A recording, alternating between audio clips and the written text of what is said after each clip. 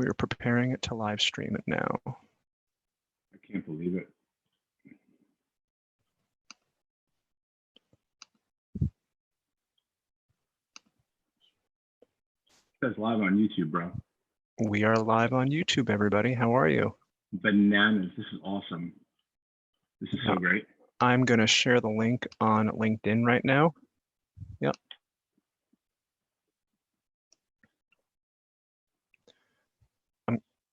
I'm going to share the link on LinkedIn right now. Give me 1 minute and we will get started.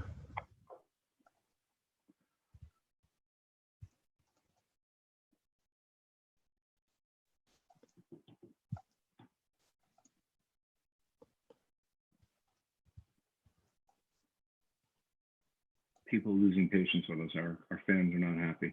Well, keep talking while I'm doing this. How's everybody doing? Did you guys see that post I put on LinkedIn? Everyone's going to emerge from this one of three things: a hunk, a chunk, or a drunk. Which one are you? Which one are you, Eric? You're fucking drunk. I'm definitely a lush. So I've been working out more now than I have been in previous. Yeah, no, not me. Ew, it's like a small little flat pancake. Yeah, so I set up my new office here, and I got your guitars that you got me, Led Zeppelin and 311. Oh, it was Van Halen and it was Van Halen. Van Halen, and I have my drum there. Didn't I get you Tool? I thought I got you Tool. No. No, you got me 311. 311 I know I got, but I thought it was Tool. No, right. I have Tool. I have the Tool guitar. So, what are you doing? Why are you looking like you're fucking working? I am on the I'm on the live stream, so I'm just wanting to take a look at what it looks like. Yeah, guys, we're kind of testing this out now, and it says like Eric Okon Zoom meeting, so like I definitely gonna have a little bit more work to do here. How'd you sleep last night? I slept all right. How are your feet? Fine. Tell everybody what happened to your footsies, your little tootsie footsies. No, everything is fine. Show a picture of your feet on the live stream. No. You show a picture of your feet on the live stream. Eric got this nasty ass rash on his feet. We don't know what it is, but his toes became like gnarly. I think because I started rollerblading. So I think I should stop. I should stop rollerblading. Us Okon bros are not cut out for that shit, Eric. You leave that to the professionals. That's right. How's everybody doing? Do we have any listeners to this right now? I think we have one person that's posted on LinkedIn. You froze. I'm still here. Oh, there you are. There you are. Yeah, I'm still here. So go ahead. Talk about what we've been doing every day with our clients. I mean, this is pretty interesting. Yeah. So I'm going to go through a demo of our health and safety on. Hang on 1 second. Let me share my screen. You could definitely hear me, right, Eric? Yes. So this is our health and safety precautions that we've been kind of educating our clients with. And when this first started happening, we kind of realized that we had a huge responsibility to educate as many corporations and travel agents as possible about what is actually possible with using a company like BLS. Because we have so much control over our fleet and we have so many company-owned cars with so many company-owned locations that it's a very safe form of transportation. So the following steps have been instituted to ensure a safe environment in BLS vehicles for company-owned locations and for our affiliate partners around the globe.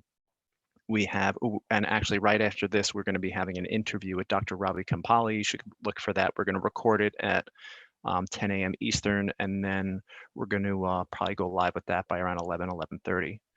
But Dr. Ravi is a board-certified infectious disease physician, and he's an epidemiologist, and he's advising BLS on all matters relating to COVID-19, and he's continually updating us on the CDC guidelines.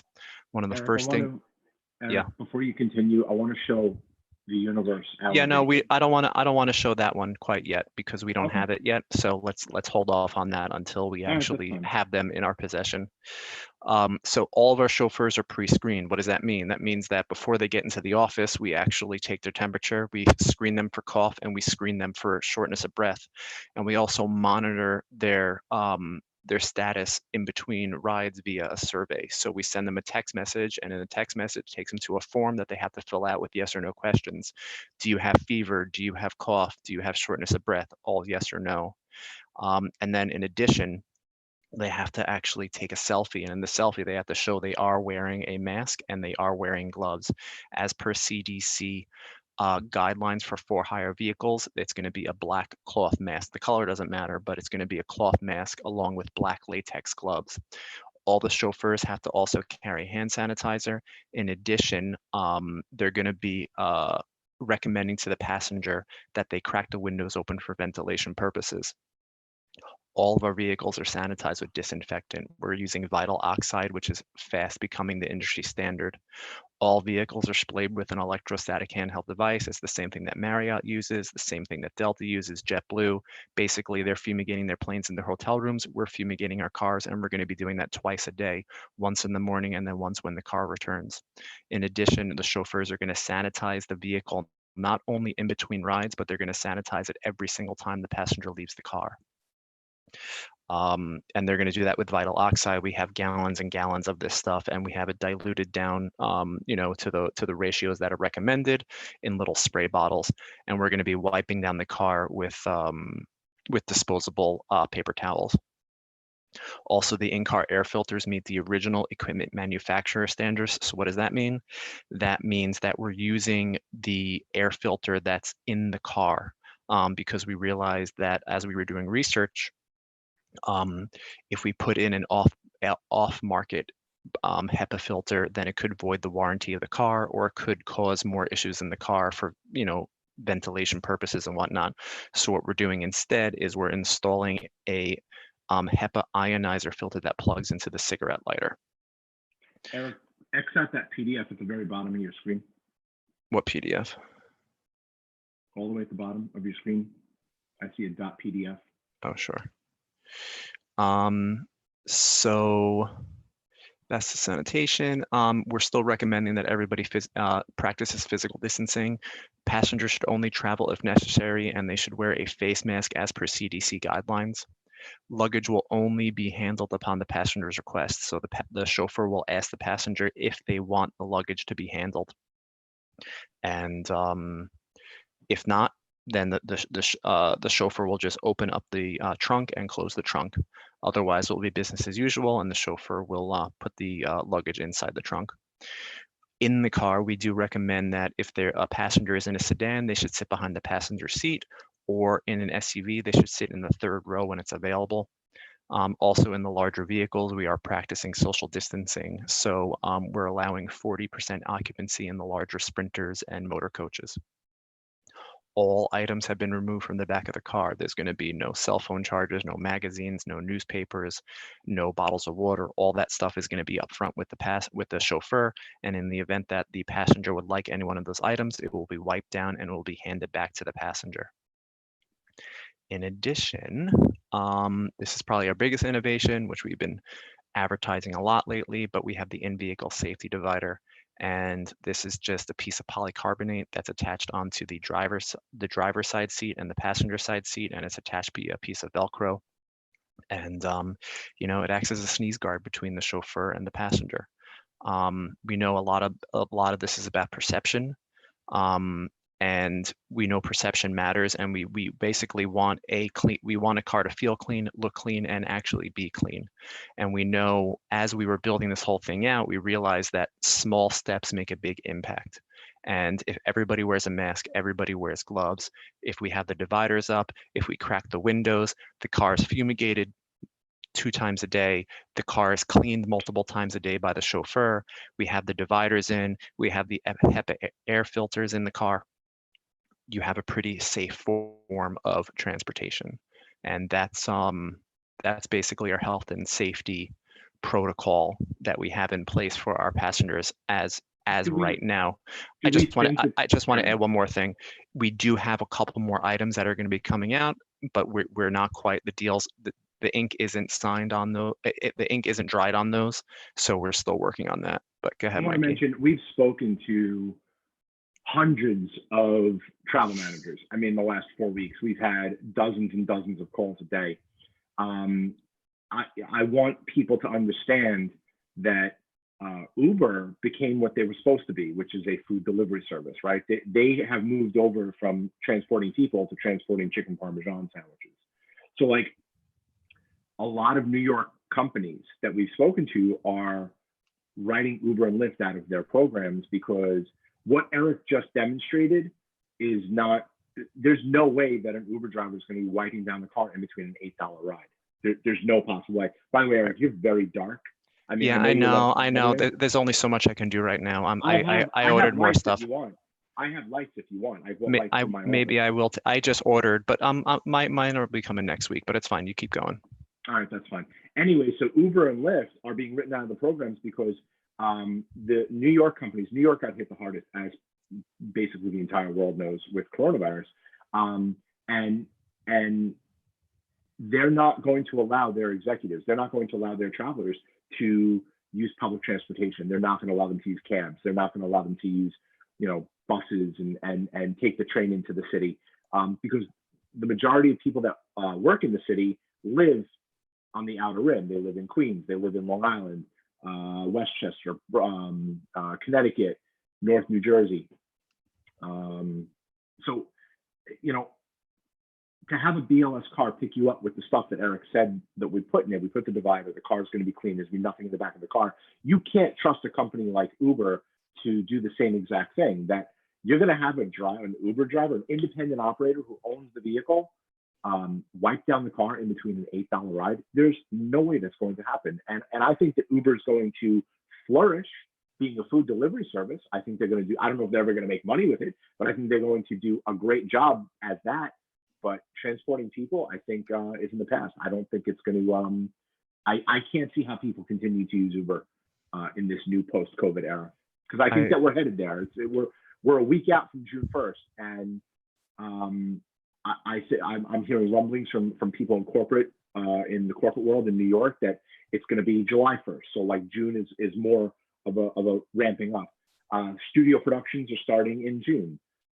Publicity and events, that's not going to come back for quite some time. I don't see red carpet events coming back for another year. I don't want to be pessimistic, but I hope it is sooner than that. And I hope people start getting on the red carpet and showing off their dresses and their tuxedos and whatnot. But I don't see that coming back for quite some time. I think the first thing back is going to be production, because people want content. People need to watch movies. They want to watch TV shows. And Mike, I'm taking a screenshot. Give me a peace sign. Okay.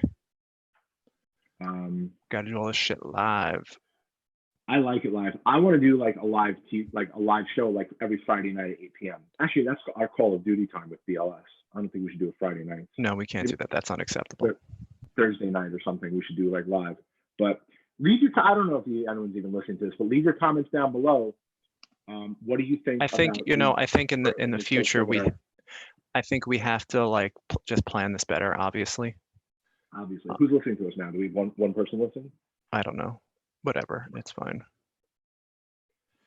We have to. We got to get ready for our next podcast. Yeah. Yeah.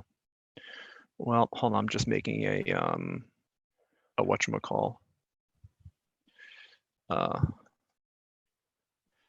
A thumbnail to upload. Why don't you do that after this is over, bros? Because I'm doing it now. You keep talking. Come on.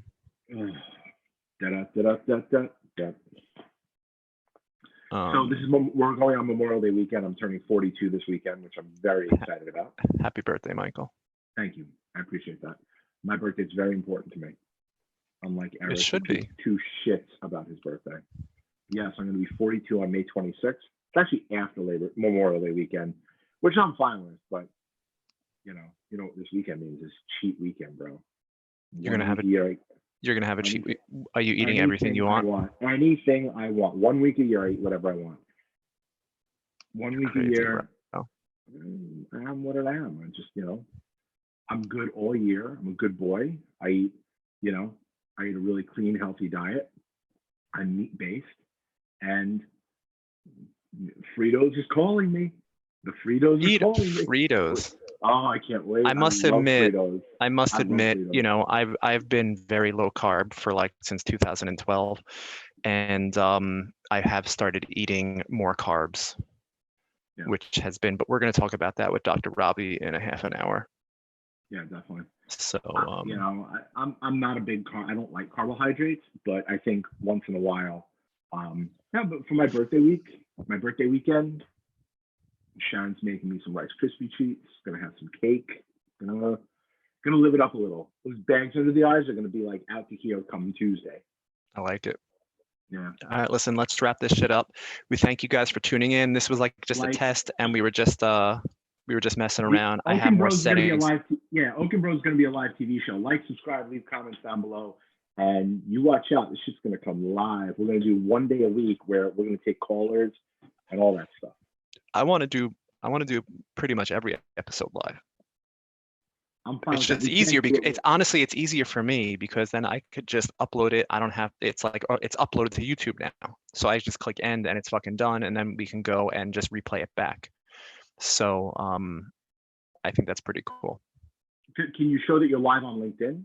You get like I just made a post with the link. Yeah, I said we're live. I get a post that like Mayan Gordon is live. I get an alert. Like not yet. We have to actually, in order to do that, we have to show that we live stream on other platforms. So the more we do it, we'll probably get approved for LinkedIn Live.